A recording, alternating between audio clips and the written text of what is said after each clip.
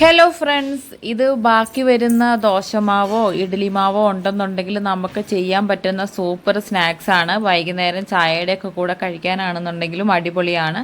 എല്ലാവർക്കും ഇഷ്ടപ്പെടും, കുട്ടികൾക്കൊക്കെ ഇഷ്ടപ്പെടും. ഇതിനകത്ത് വെജിറ്റബിളൊക്കെ വരുന്നത് കൊണ്ട് തന്നെ നല്ല ഹെൽത്തിയാണ്.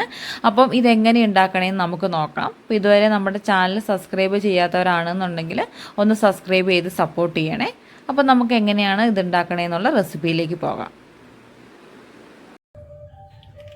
ബാക്കി വന്ന ദോശമാവോ ഇഡ്ഡലി മാവോ ഉണ്ടെങ്കിൽ നമുക്ക് ചെയ്യാൻ പറ്റുന്ന ഈസി ആയിട്ടുള്ള ഒരു പലഹാരമാണ്. അപ്പം അതിലേക്ക് നമുക്ക് ആഡ് ചെയ്ത് കൊടുക്കേണ്ട സാധനങ്ങളാണ് ഞാൻ എടുത്തു വെച്ചിരിക്കുന്നത്. ഇത് ക്യാബേജ്, ക്യാരറ്റ്, സവാള, മല്ലിയില, പച്ചമുളക്, ഇത്രയാണ് എടുത്തു വെച്ചിരിക്കുന്നത്. ഈ ഒരു രീതിയിൽ നമുക്ക് ചെറുതായിട്ട് അരിഞ്ഞു കൊടുക്കാം. ഇത് കൂടാതെ നിങ്ങൾക്ക് വേറെ പച്ചക്കറികൾ ആഡ് ചെയ്യണം എന്നുണ്ടെങ്കിൽ ആഡ് ചെയ്യാം കേട്ടോ. പിന്നെ പൊടികളായിട്ട് ഞാൻ എടുത്തു വെച്ചിരിക്കുന്നത് 1/2 ടീസ്പൂൺ വീതമാണ്. മുളക് പൊടി, കുരുമുളക് പൊടി, ഗരം മസാല, മഞ്ഞൾപ്പൊടി, ഇത്രയാണ് എടുത്തു വെച്ചിരിക്കുന്നത്. ഇനി നമുക്ക് ഇതെല്ലാം കൂടിയിട്ട് ഈ മാവിലേക്ക് ആഡ് ചെയ്തിട്ടൊന്ന് മിക്സ് ചെയ്തെടുക്കാം. ഇനി നമുക്കത് ഇതെല്ലാം കൂടി ഇതിനകത്തേക്ക് ഇട്ട് കൊടുത്തിട്ട് മിക്സ് ചെയ്യാം കേട്ടോ.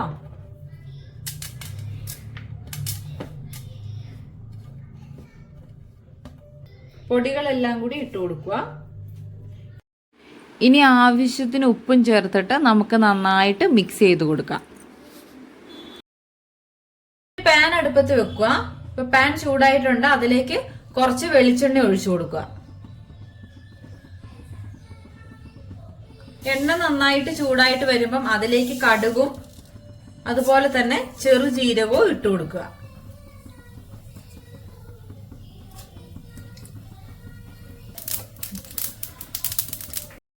ഇനി മിക്സ് ഇതിലേക്ക് ഒഴിച്ചു കൊടുക്കാം.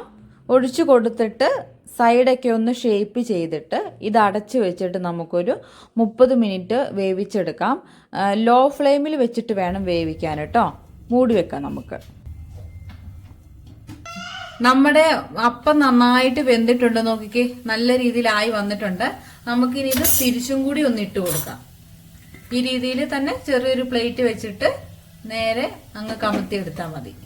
കണ്ടോ, നല്ല രീതിയിൽ ആയി കിട്ടിയിട്ടുണ്ട്.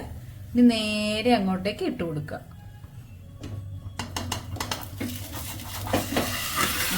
ഇത്രയേ ഉള്ളൂ.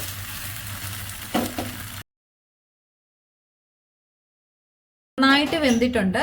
നമുക്ക് ഇനി ഇതൊരു പ്ലേറ്റിലേക്ക് മാറ്റാം കേട്ടോ. അപ്പോൾ ഫ്രണ്ട്സ്, ഇത്രയേ ഉള്ളൂ. നമ്മുടെ ടേസ്റ്റ് ആയിട്ടുള്ള അപ്പം റെഡിയാണ്. നമുക്ക് ബാക്കി വരുന്ന ദോശമാവ് കൊണ്ട് ഉണ്ടാക്കാൻ പറ്റിയിട്ടുള്ള ടേസ്റ്റ് ആയിട്ടുള്ള ഒരു വിഭവമാണ്. ഞാൻ പറഞ്ഞതുപോലെ തന്നെ ചായയുടെ ഒക്കെ കൂടെ കൂട്ടാൻ വേണ്ടിയിട്ട് അടിപൊളിയാണ്. പച്ചക്കറികളൊക്കെ ഉള്ളത് കൊണ്ട് തന്നെ നല്ല ഹെൽത്തിയാണ്. അപ്പോൾ എല്ലാവരും ഒന്ന് ട്രൈ ചെയ്ത് നോക്കുക. ട്രൈ ചെയ്ത് നോക്കിയിട്ട് അഭിപ്രായം പറയുക. ഇനി നമുക്ക് അടുത്ത ഒരു വീഡിയോയിൽ വേറൊരു റെസിപ്പി ആയിട്ട് കാണാം. ബൈ.